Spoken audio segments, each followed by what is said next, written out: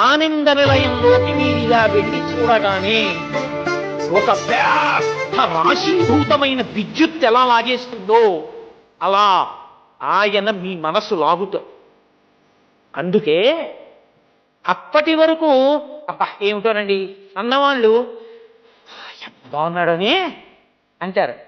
వెనక్కి నడవడం జీవితంలో అలవాటు ఉండదు.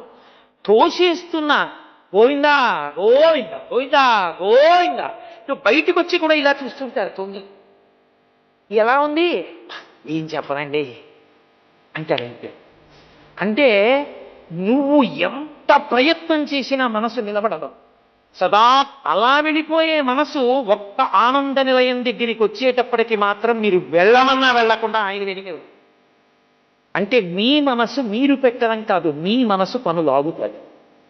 మీరు అలా 2 క్షణాలు చూశారనుకోండి, ఆ 2 క్షణములు మీరు తపస్సు చేసి ఈశ్వర సాక్షాత్కారం పొందారని మీ జీవితం కావలస్తుంది.